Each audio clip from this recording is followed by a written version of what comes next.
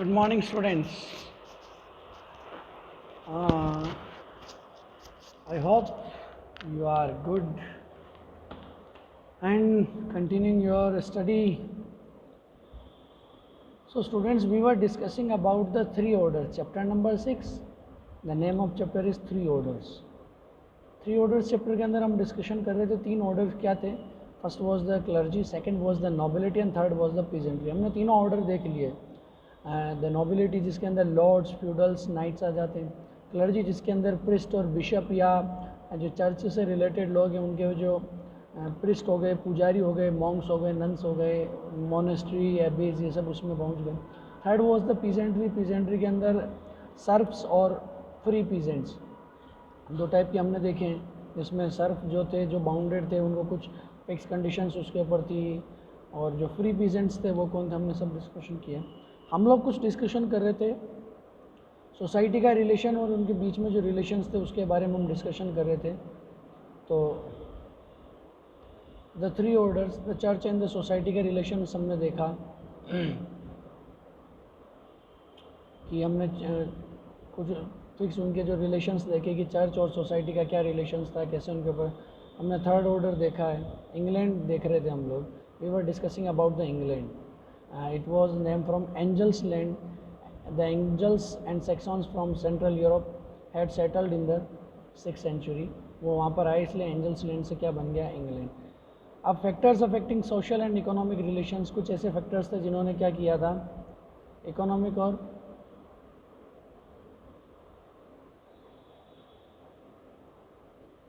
Economic और social relations को उन्होंने अफेक्ट किया था. उन फैक्टर्स के बारे में हम डिस्कशन कर रहे थे. हमने एनवायरनमेंट पढ़ा कि वहाँ का एनवायरनमेंट कैसा था, कि most of the time 5th से 10th century तक बहुत ठंड पड़ती थी. They had small period of warmth vacation या वार्मथ सीज़न, गर्म सीज़न का कुछ छोटा पार्ट होता था जिसके अंदर उनका एग्रीकल्चर इतना हो नहीं पाता था. सेकंड, हमने देखा कि जो फॉरेस्ट थे वो बहुत ज़्यादा एरिया तक फैले हुए थे, spreaded to the vast area of the empire, तो उसके लिए उनको एग्रीकल्चर नहीं हो पाता था. फिर हम डिस्कशन कर रहे थे लैंड यूज़. अब लैंड यूज़ कैसे करते थे, उनकी जो ज़मीन होती थी उनको क्या, पहले वो हर 4 साल में उनको in every 4 year they had to dug the land. उनको 4 साल में हाथों से खोदना पड़ता था, और जो पुरानी जो ट्रेडिशन चले आ रहे हैं उसी से वो करते थे. हमने देखा कि एक टाइम वो एक खेत में एक साल में, यानी वी हैड वन फील्ड, एक फील्ड है हमारे पास, उसको हमने डिवाइड किया हाफ एंड हाफ. तो हाफ में एक साल को बचा हुआ है, उस हाफ को खाली रखेंगे, नेक्स्ट ईयर के अंदर नेक्स्ट हाफ को उगाया जाएगा. तो ऐसा पूरा कॉम्बिनेशन चलता था. तो बहुत अच्छा नहीं था. इसके बाद हम डिस्कशन कर रहे थे manorial estate and send more doing them, और खूब सारे उनके ऊपर ऑपरेशंस होते थे, यानी कि उनके ऊपर साथ बहुत अत्याचार, एट्रोसिटीज़ की जाती थी. जो सर्फ्स जो होते थे, पीजेंट्स जो होते थे, उनके साथ, ये सब हमने देखा. अब अगला जो टॉपिक आता है वो है न्यू एग्रीकल्चर टेक्नोलॉजी. टेक्नोलॉजी ने क्या किया, कुछ चेंजेस आए टेक्नोलॉजी में. अब एग्रीकल्चर के अंदर टेक्नोलॉजी में क्या चेंजेस आए, तो उनको हम डिस्कशन करना है. क्वेश्चन ये पूछा जा सकता है, right the difference between the old agriculture technology and new agriculture technology. या ऐसा पूछा जा सकता है कि कौन से रिफॉर्म्स थे एग्रीकल्चर के अंदर, what were the reforms in the agriculture और इन द प्रोडक्शन ऑफ और द कल्टीवेशन. इसमें क्या क्या चेंजेस थे, उनको हमको देखना था. तो हम उसमें देखते हैं नई एग्रीकल्चर टेक्नोलॉजी. यहाँ से हम स्टार्ट करेंगे. By the 11th century there is evidence of several technology changes. क्या चेंजेस हुए. Instead of basic wooden ploughs, cultivators began using heavy iron tipped ploughs and mould boards. उन्होंने क्या किया कि पहले क्या करते थे, लकड़ी के होते थे जो प्लग होते हैं, हल जिनको बोला जाता है हिंदी में, इंग्लिश में प्लग बोला जाता है, जिनको हल किसान जिनसे एग्रीकल्चर करता है, प्लग. तो उन प्लग का क्या होता था कि उनके जो पोल थे, उनका जो टिप होता था वो वुडन का बना होता था, पूरे लकड़ी के हल होते थे. लेकिन अब उन्होंने क्या किया, उन लकड़ी के हलों की जगह उनका जो टिप होता है, अगर मान लीजिए आपको स्क्रीन पर मैं दिखाता हूँ कि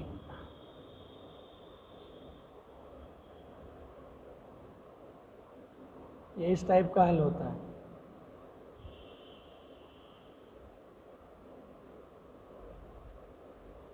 ठीक है, तो ये आप लोगों को स्क्रीन पे दिख रहा होगा जो आयरन टिप, जो मैं जिसको सर्कल कर रहा हूँ, बिल्कुल टिप यानी बिल्कुल टॉप वाला एरिया. तो ये पहले किसका होता था, वुड का. लेकिन अब उन्होंने इसको चेंज करके किसका बना दिया, चेंज करके इसका बना दिया इन्होंने आयरन टिप प्लग, यानी अब यहाँ पे लोहे का टिप लगा दिया।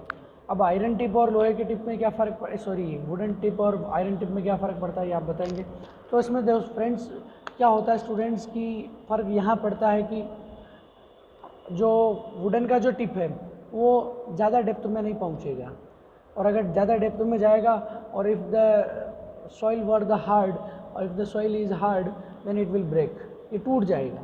आयरन टिप अगर लकड़ी का टुकड़ा अगर नीचे से ज़मीन नहीं निकाल पाएगा टूट जाएगा, बट आयरन टिप है वो ज़्यादा डेप्थ के अंदर डिग कर सकता है, और साथ ही साथ अगर मिट्टी अगर अंदर ज़्यादा जो सॉइल है वो थोड़ा ज़्यादा सॉलिड है, ज़्यादा टाइट है, तो उसको भी निकाल लेगा। तो ये बहुत ईजी यूज़ हुआ। This plug could dig much deeper and the mould boards turn the top soil properly. तो जो ऊपर माउल्ड बोर्ड्स होते हैं जो turn the top soil properly, जो टॉप जो होता है सॉइल का उसको वापस इजीली उसको टर्न कर सकते थे, उसके अंदर जो घूमने वाला जो आता है कंटिन्यू उसको चेंज कर सकते थे। एक बार आगे से निकले फिर पीछे से और निकल जाते थे, तो उसको माउल्ड बोर्ड बोला जाता है। तो माउल्ड बोर्ड्स टॉप सॉइल यानी प्रॉपरली उसको करते थे। With this the nutrients from the soil were better utilise. अब क्या होगा, जो कुछ न्यूट्रिएंट्स होते हैं जो बहुत ज़मीन के अंदर डेप्थ में होते हैं, अब ज़मीन में ज़्यादा डेप्थ में है तो उनका एग्रीकल्चर को मिल नहीं पा रहे, जो उनकी फसल है क्रॉप है उसको वो सारे जो न्यूट्रिएंट्स है वो मिल नहीं पा रहे दे आर। तो फिर क्या किया उन लोगों ने कि उसको आयरन टिप यूज़ किया, और जैसे आयरन टिप यूज़ होता है तो क्या होता है ज़्यादा डेप्थ के अंदर डिग कर सकेगा, और जो न्यूट्रिएंट्स जो ज़मीन के अंदर छुपे हुए हैं वो जिसके अंदर उसके अंदर दबे हुए हैं वो सारे न्यूट्रिएंट्स बाहर निकल के आ जाएंगे। तो ये यूज़ होता था। फर्स्ट याद रखना, first was the use of iron tip plug and mould board rather than wooden plug, first topic. Second, the methods of harnessing animals to the plug improved. Instead of neck harness, यानी method of harnessing animals. पहले क्या करते लोग अपने कंधों के ऊपर दो लोग मिलकर उसको खेती कर रहे हैं, बट अब क्या हुआ उन्होंने एनिमल हार्नेसिंग करना स्टार्ट किया, यानी एनिमल के कंधों पर, यानी जैसे हम देखते हैं इंडिया के अंदर दो बैलों की जोड़ी है, ऑक्सन का जो एक जोड़ी है उसके कंधे के ऊपर उन्होंने प्लग रख रखा, उससे एग्रीकल्चर कर रहे हैं, उससे डिगिंग चल रहा है। उसकी जगह ब्रिटेन के अंदर लोग क्या करते थे अपने कंधों पे लेके चलते थे, इसलिए उन्होंने क्या किया इसकी जगह पे the methods of harnessing animals to the plough improved. Instead of the neck harness the shoulder harness came into the use this. हाँ, और उन्होंने क्या किया पहले उसके गर्दन पर बांध के यूज़ करते थे, अब उन्होंने गर्दन की जगह किसका यूज़ किया है, शोल्डर का, द शोल्डर यूज़ हो गया। फिर अगला चलते हैं, फर्स्ट हो गया। सेकंड उन्होंने क्या किया, animal harnessing and shoulder harnessing use किया instead of the neck harnessing. इसके आगे देखते हैं, आपको अंडरलाइन करके मैं इसमें बता देता हूँ कि देखिए फर्स्ट तो begin using the heavy iron tipped ploughs, iron tipped plough यानी लोहे के हल्के यूज़ किया उन्होंने। Second was the methods of harnessing animals to the plough improved instead of the neck harness.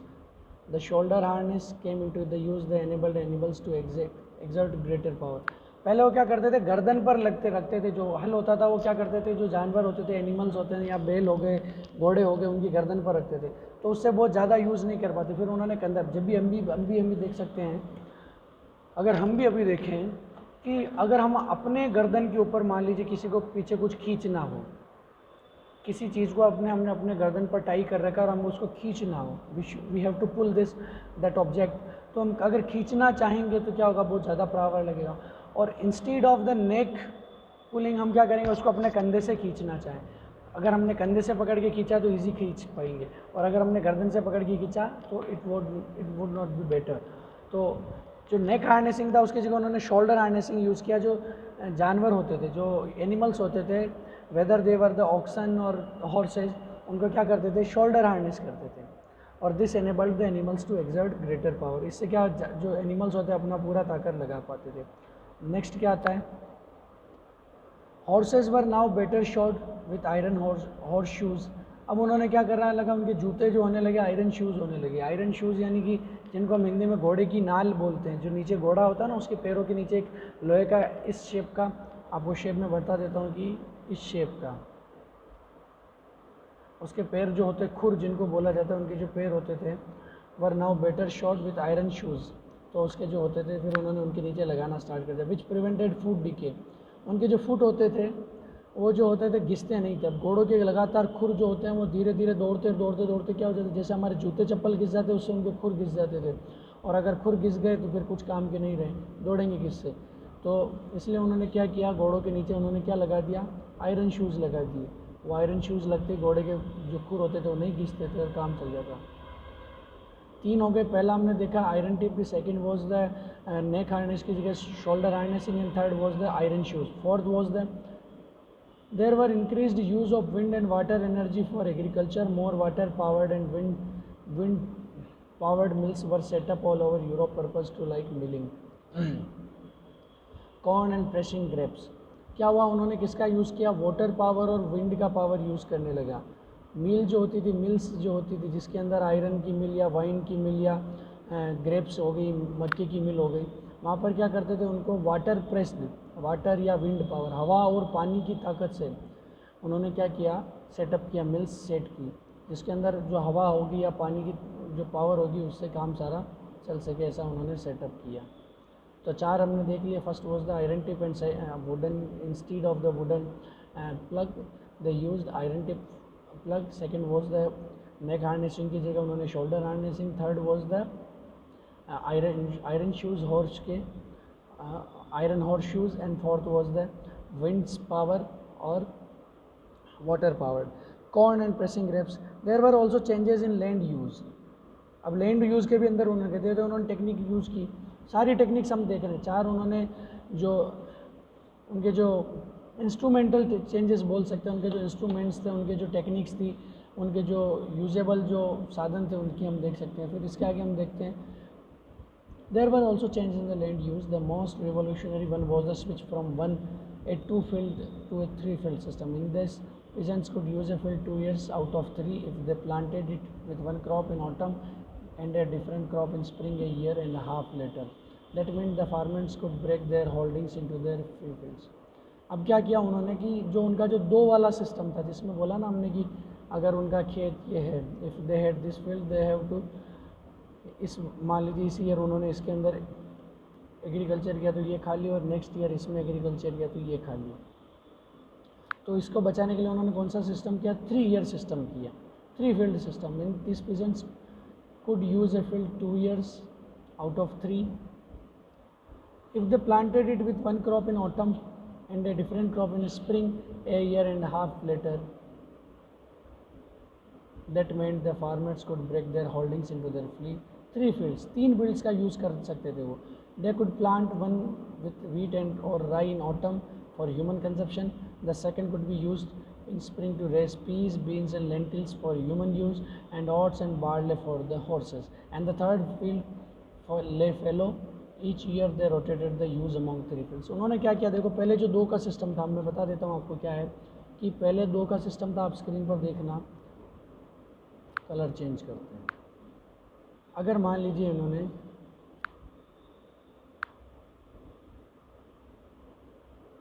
ये वाली जगह था, ये वापस चलेंगे हम,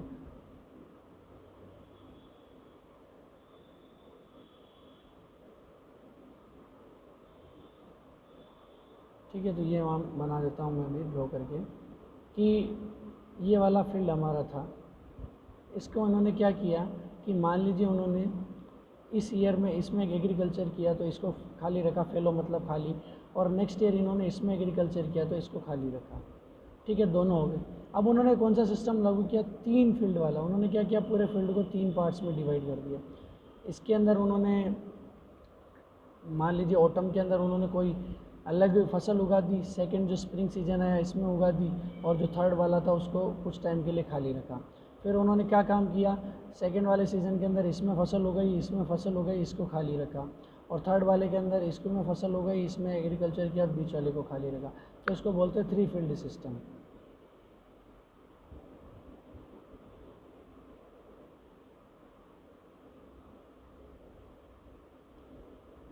Third, 3 field system. With the improvements, there was an almost immediate increase in the amount of food produced from each until unit of land. Food availability double. इससे क्या हुआ कि जो फूड अवेलेबिलिटी था वो बिल्कुल डबल हो गया। क्यों? क्योंकि पहले 2 साल में एक क्रॉप का कल्टीवेशन हो रहा था, only one crop was produced in 2 years in each year, एक साल में एक खेती। बट अब यह क्या होगा, एक साल के अंदर 2 सीज़न होते तो 2 फसल हो रही, और 4 साल के अंदर हर साल 2-2 फसल होती थी, और तीसरे साल एक खाल खरीद लिया जाता। तो कंटिन्यू प्रोडक्शन चल रहा था। पहले बीच में एक साल रुकेगा फिर अगले साल होगा, नहीं, कंटिन्यूटी बनी हुई थी। The greater use of plants like peas and beans meant for vegetable proteins in diet of the average European and better source of fodder for their animals. For cultivator it is meant better opportunities, they could now produce more food from less land. The average size of peasants farm shrank from about 100 acres to 20 to 30 acres by 13th century. Holdings which were smaller could be more efficiently cultivated and reduced the amount of labour needed. उन्होंने क्या किया, इससे जो piece होते थे, जो beans होते थे, उनके प्रोटीन का सोर्स हो गए, इसलिए वो उनका एग्रीकल्चर डेली करते थे। और the average size of peasants farm shrank from about 1100 acres to, अब धीरे धीरे क्या हुआ, जो धीरे धीरे पॉपुलेशन इंक्रीज़ होती है तो क्या होता है, जो पहले खेत, मान लीजिए इसका मैं समझा देता हूँ आपको कि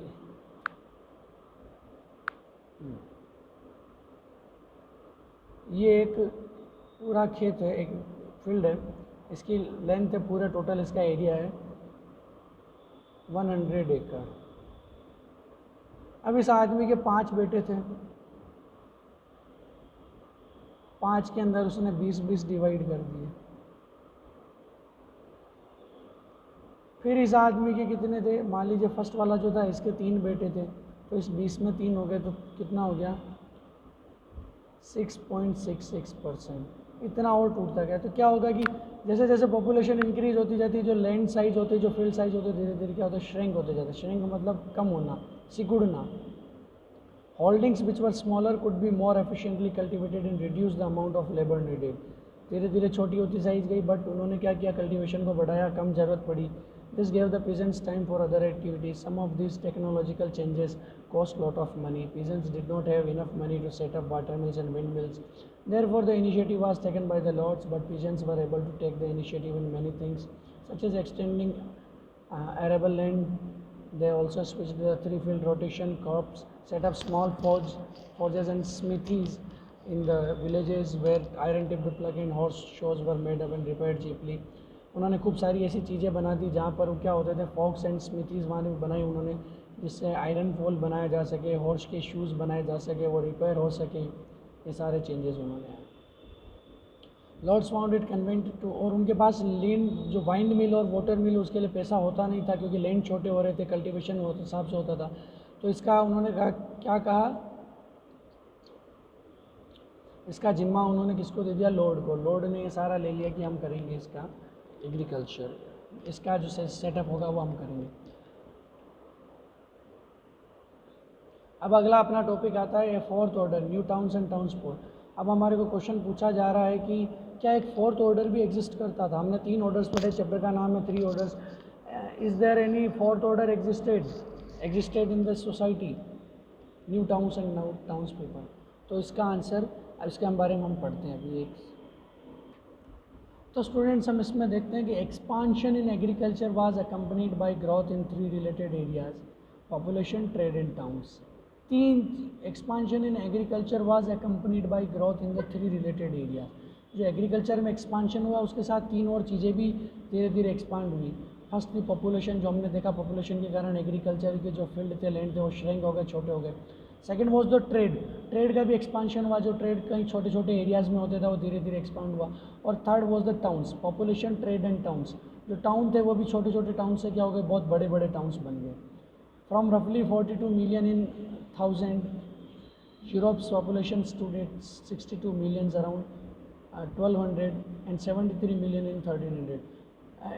1000 जो सी था, 1000 जो ईयर था उसके अंदर 42 मिलियंस थी। 200 साल बाद इन 1200 के अंदर 62 मिलियन, जस्ट 20 मिलियंस बढ़ गई। यानी अप्रॉक्स इसका माना जाए तो लगभग 50% इंक्रीज़ हो गई ओनली इन 200 ईयर्स।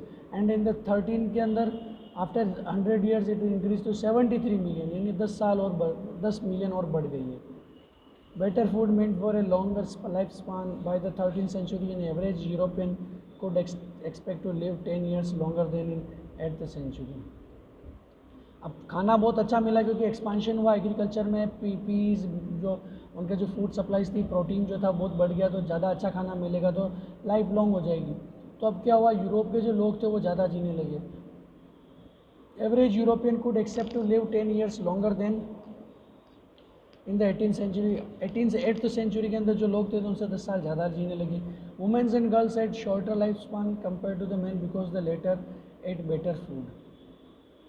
ये टर्म आती है लेटर एट बेटर फूड, यानी कि जो वुमेन्स और गर्ल्स से क्या एक्सपेक्टेशन रखी जाती थी।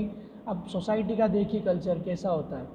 अब जो रोमन जो सोसाइटी उसके अंदर क्या कल्चर था कि उन्होंने पहले मेन, क्योंकि मेन क्या करता है, हार्ड वर्क करता है, एग्रीकल्चर करता है, फील्ड के अंदर काम करता है, तो he has a monopoly to eat first. उसको एक मोनोपोली, उसको एक राइट दिया गया है कि वो सबसे पहले खाना खाए। And what about the girls, what about the women's. Women's का काम नहीं करती, वो भी घर पर काम करती, वो भी स्पिनिंग वीविंग करती, वो भी लॉर्ड्स के वहाँ पे जाके काम करती, वो भी खेतों में काम करती, but better ate latter ate better food. यानी उनको उसका स्कीम लगाई उन्होंने, उनके साथ क्या पॉलिसी था, बाद में खाना, अच्छा खाना, लेटर एट बेटर फूड। लेकिन ऐसा कभी नहीं हुआ, हमेशा उनको कम न्यूट्रिएंट्स मिले, कम खाना मिला, तो उनका जो लाइफ स्पान होता था वो कम हो गया। क्वेश्चन पूछा जाएगा why the life span of women and girls were shorter than man in European society. The answer was the latter ate better food. ये वाला पॉलिसी थी। The towns of the Roman empire had become deserted and ruined after its fall. ये जो Roman empire था इसका पूरा जो था वो ख़त्म हो गया। जब ये ख़त्म हुआ तो पूरा डिज़र्ट हो गया, रेगिस्तान में बदल गया, बिल्कुल ख़त्म हो गया। But from the 11th century as agriculture increased and become able to sustain higher levels of population, towns began to grow again. Peasants who had surplus grain to sell needed place where they could set up a selling center and where they could buy tools and cloth. This led to the growth of periodic fairs and small marketing centers which gradually developed the town like features a town square, a church, roads where merchants built shop and shops, and office where those who governed the town could meet in other places. Towns grew around the large castles, bishops' estates on large churches.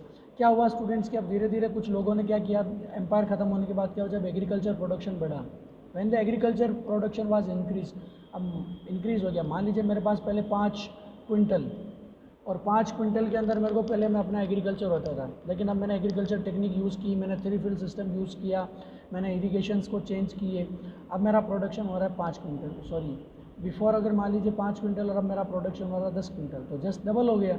अब बचा हुआ 5 quintal मेरे consumption के लिए 4 quintal use आ रहा है, मैं पहले 1 क्विंटल बेचा था, मेरे को 6 क्विंटल बेचना है। तो the more 6 quintal, more 5 quintal को जो सेल करने के लिए मुझे एक जगह चाहिए जहाँ पर लोग, जहाँ पर मैं जाके बेच सकूँ और अपने जो नेसेसिटी की चीज़ें जैसे कि अपना जो टूल्स हैं वो ख़रीद सकूँ, अपना फूड ख़रीद सकूँ, अपने क्लॉथ ख़रीद सकूँ, ये सब खरीदने के लिए मुझे एक जगह चाहिए।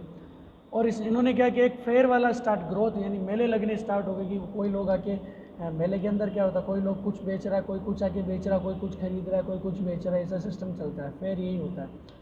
और फिर धीरे धीरे फेयर से क्या होगा, स्मॉल मार्केटिंग सेंटर्स डेवलप होगा कि वहाँ पर जाके सारी चीज़ें बेची जा सकती है। स्मॉल मार्केटिंग सेंटर से धीरे धीरे डेवलपमेंट होकर क्या बन गए, टाउन बन गए।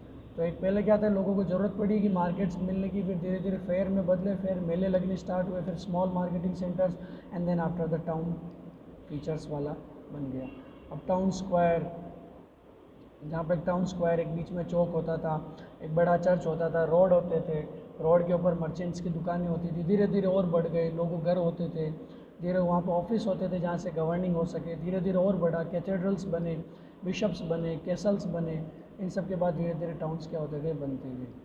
The people idea paid a tax to the lords who owned the land on which the towns stood.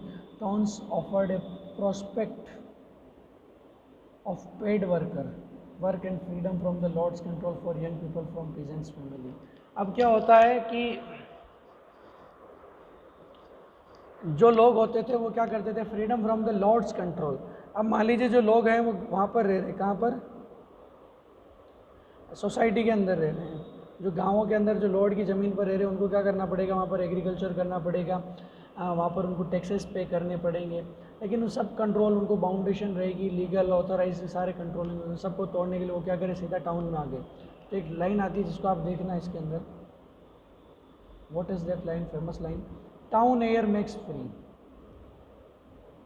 Town air makes free. ये देखिए लाइन ये रही, जो टाउन है जो शहर की हवा फ्री करती है, फ्री शहर की हवा आज़ाद करती है।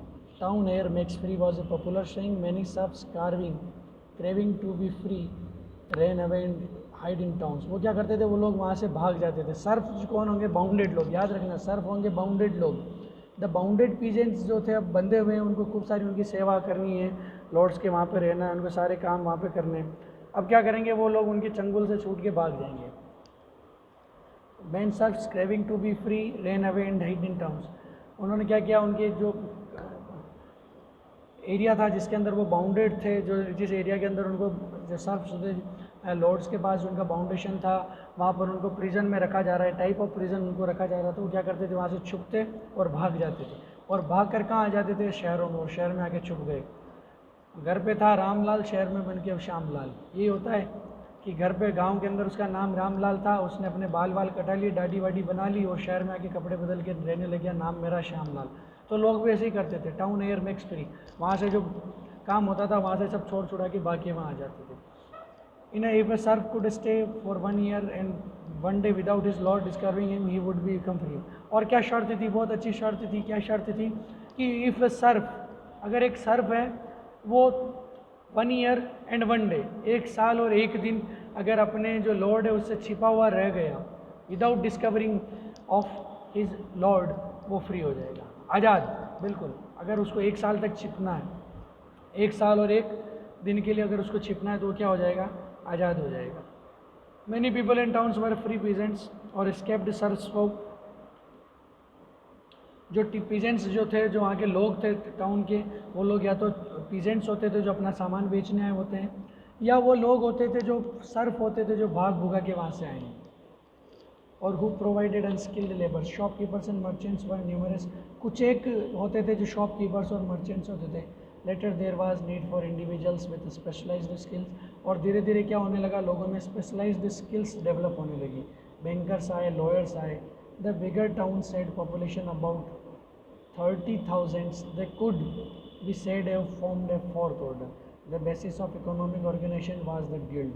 अब क्या किया, जो नए लोग जो शहर में आए थे, जिसके अंदर लॉयर्स हो गए, डॉक्टर्स हो गए, मर्चेंट्स हो गए, ये जो भागे हुए सर्फ्स थे, जो पीजेंट्स थे, इन लोगों ने एक पूरा नया सोसाइटी किया। जो गांव में थे, जब विलेजेस में थे, लॉर्ड की लैंड पे थे, तो इनका एक अलग 3 ऑर्डर में शामिल होते थे। They were included in 3 orders, but when they were free, और जब वो यहाँ आ गए तो क्या बन गए, 4th ऑर्डर उन्होंने डेवलप किया। It was the group of bankers, lawyers, merchants, artisans, crafts person, serfs, unfree peasants, free peasants, सब उसमें थे।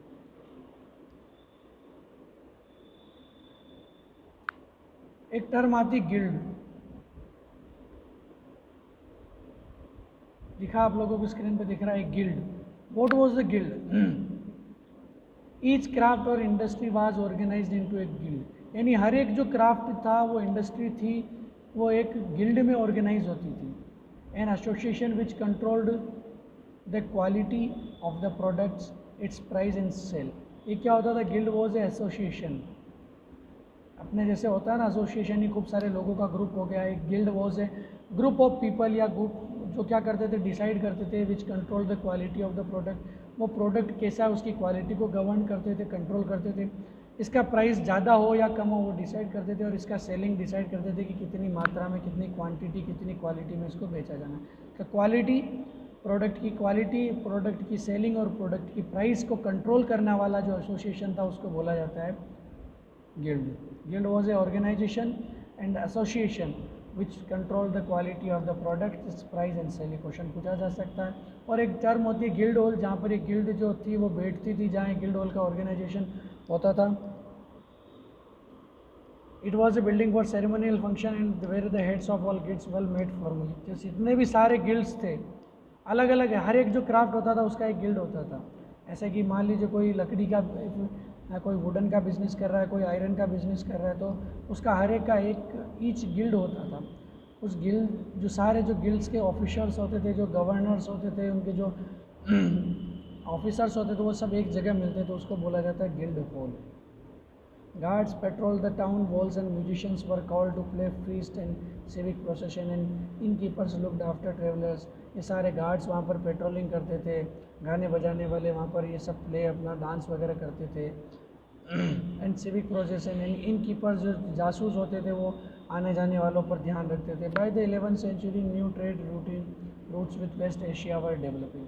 11th सेंचुरी के अंदर उन्होंने वेस्ट एशिया बोले तो अपना इराक, ईरान, अरेबिया वाला, Saudi Arab, Oman, UAE, Dubai वाला एरिया, उससे उन्होंने रिलेशन इस्टेब्लिश कर लिए.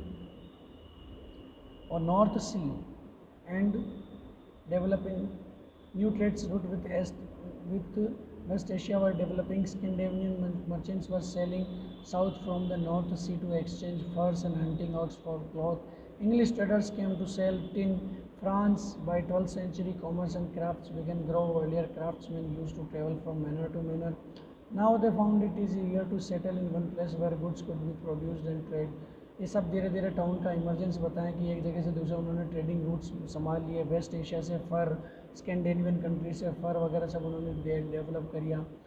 फ्रांस से भी उन्होंने रिलेशंस बना लिए. धीरे धीरे एक जगह से एक मैनर से दूसरे मैनर में घूमते थे. धीरे धीरे उन्होंने they developed a place where they could sell their products. उन्होंने प्रोडक्शन के लिए अपना एक जगह कर लिया. और धीरे धीरे अगला टॉपिक हमारा होगा the cathedral towns which we will discuss in the next class. और मेरे हिसाब से लास्ट टॉपिक है कैथेड्रल टाउन्स. ये जो हमारा चैप्टर कल हम कर देंगे खत्म. थोड़ा लंबा टॉपिक है but we will try to end it next class. Okay students, meet you next class. Thank you so much. Meet you again.